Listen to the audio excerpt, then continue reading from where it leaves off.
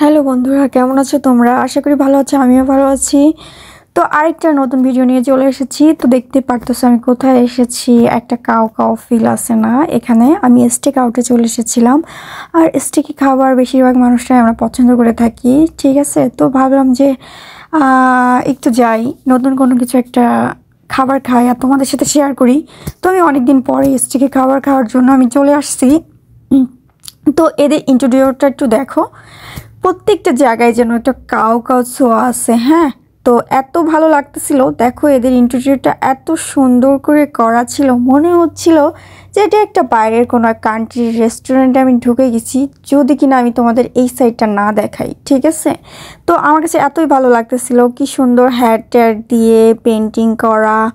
আর আমি অর্ডার করে আমি তোমাদের এগুলো দেখাচ্ছিলাম। আমি আগের ফুটেজগুলো নিতে পারিনি, তার জন্য দুঃখিত। তো তারপরে যাই হোক, দুঃখিত বলার কিছু নাই, তোমাদের তো দেখাচ্ছি রেস্টুরেন্টটা কেমন। তো অনেক সুন্দর, ঠিক আছে? খুব সুন্দর সুন্দর করে আমি হয়তো ক্যামেরায় তুলে ধরতে পারতেছি না সেভাবে, কিন্তু বিশ্বাস করো এদের এই রেস্টুরেন্টের চারপাশটার ইয়াটা এত সুন্দর। আর এদের স্টাফদের বিহেভিয়ার অনেক ভালো লেগেছে আমার কাছে, অনেক। ওরা খুবই অমায়িক এবং খুবই ভালো। হ্যাঁ, ওদের সার্ভ করার ইয়াগুলো আমার কাছে সুন্দর লেগেছে। তো এই জায়গার ওয়াচটা দেখো কি সুন্দর, মোটর বাইকের মতো করে দেয়া। তো এই আর কি, এইটা হচ্ছে ওদের আরেকটা একটু ভিতরের সাইডটা। আমি অবশ্যই এই সাইডে বসি নাই, কিন্তু এখানে বেবিদের প্লেগ্রাউন্ডও আছে, তোমরা চাইলে বেবি নিয়ে সময় কাটাতে পারো, বা তোমাদের জন্য বেটার একটা অপশন। ফ্যামিলি, এক কথা এখানে ফ্যামিলি টাইমের জন্য একদম খুবই বন্ধু সার্কেল, ফ্যামিলি টাইম। তো তারপরে অর্ডার করার পরে আমি টেবিল চেঞ্জ করেছিলাম। আমি ওই দিনের মানে সন্ধ্যার একটু আগ মুহূর্তে গিয়েছিলাম ওই সাইডে। তারপর ভাবলাম যে না, আমি একটু এই সাইডে বসি, এদিকে হ্যাডটাট আছে, আমি হ্যাডটাট ব্যবহার করতে পারবো। তো কাউবয়রা যে হ্যাডগুলো ব্যবহার করে, এখানে কিন্তু অনেকগুলো হ্যাড রাখা আছে, তোমরা চাইলে যে কোনো একটা ব্যবহার করতে পারো। তো আমি হ্যাডটা পরে দেখো একটু পোজ পাস দিচ্ছিলাম, ভিডিও টিডিও করতেছিলাম, ছবি নিচ্ছিলাম। আর সত্যি কথা বলতে আমি কোনো রেস্টুরেন্টে যে এরকম ফার্স্ট টাইম আমি কোনো কিছু পেয়েছি। তো অবশেষে আমাকে একটা ওয়েলকাম দিয়েছিল। তো এটা ছিল একটা কি বলে এটাকে, স্যুপ, চিকেন স্যুপ ছিল, পপকর্ন অ্যাড করা ছিল।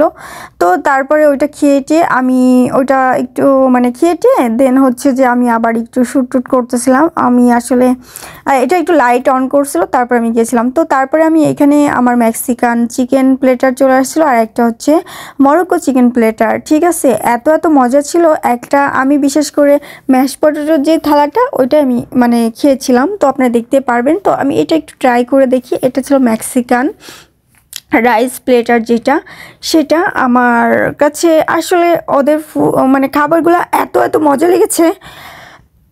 আমার আসলে গলা ভয়েসে একটু প্রবলেম হচ্ছে, সরি। তো এত এত ভালো লেগেছে, আমি কি বলবো।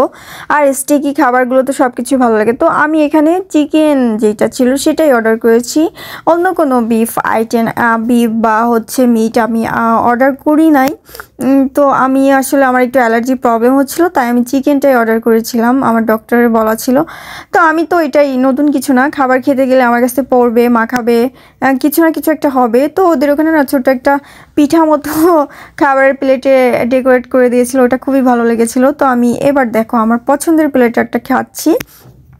তো আমার এত এত মানে আমার না আসলে চিকেন কাটাকাটি মানে ব্যাপারটা আমার কাছে খুবই মানে লেজি লাগে, কেমন জানি, মনে হয় কেউ কেটে দিবে, আমি শুধু খাবো। হ্যাঁ, তারপর দেখেন এটা খুবই গরম ছিল, আর আমি ম্যাশ পটেটো দিয়ে খাচ্ছিলাম।